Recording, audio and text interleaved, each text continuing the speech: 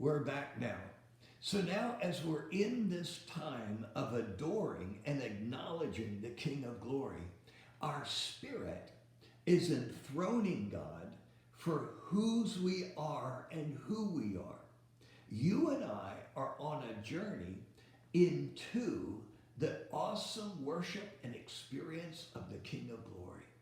Now, just as we began today in the single passion of pursuing the living God, of enthroning him as God, of acknowledging that he and he alone is the Lamb slain from the foundation of the world, we begin our day with Jesus in the centrality and central experience of his grace.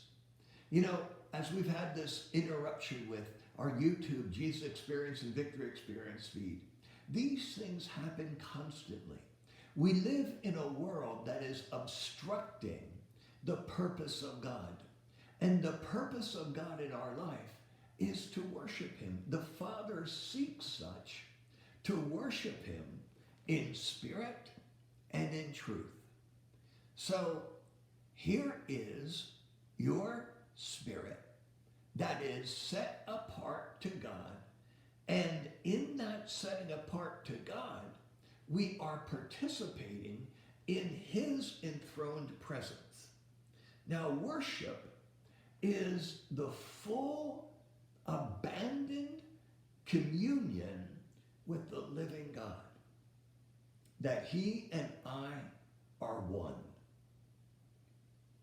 There is an outpouring of God's pursuit toward us because he seeks such to worship in spirit and in truth.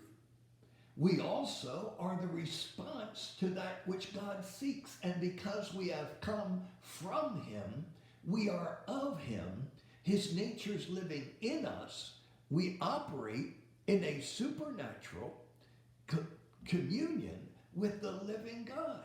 We are in such a place of intimacy that nothing from his presence is withheld in our life. No good thing will he withhold from them that walk uprightly.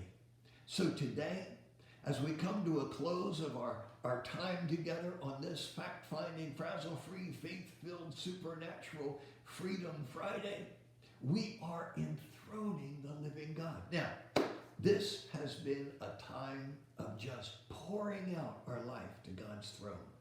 So when we go on our call, I want to hear what your experience is as you pour out to the throne of God. Now, you may have prayer requests, you may have issues that you're looking for God to intervene in, but first, he is first in our life. Dave yesterday shared about first praying, first seeking, first studying, before news, before anything else, and he is first. As we heard from many, that he's the oxygen of our life. He is the very essence of our being. He is the pursuit, the passion, the centrality. That is, our life has ended and his life is now functional. So we are in him with power through him, moving into this world. But many of us are not in that place because our mind is in a time of being renewed. And we're changing the way we see. This is Seeing February. And Sunday, in our two services, we are going to unveil seeing as complete people, God and each other. It will be a life-changing revelation as we have our worship experience. 9 a.m. and 11 a.m. You don't want to miss it. It is going to be an epic time in God's Spirit.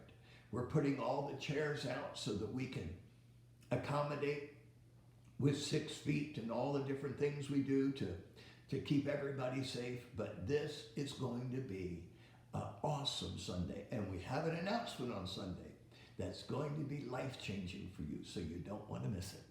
And I thank everyone for sowing, because this is the time that we are in, that we sow and we see the harvest that God has given to us in the matchless name of Jesus. I love you.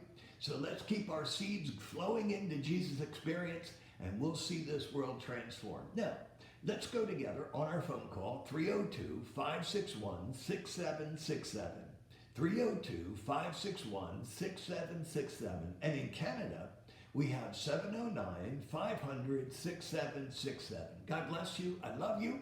I'm going to see you on our phone call, and then also tomorrow morning, and I'll be getting ready for the worship experience because the practice is tomorrow morning with the band and the choir and everybody come together. And then Sunday is an explosion of awesome glory in God's presence. Don't miss it. God bless you. Let's get on our call. Bye. See you tomorrow.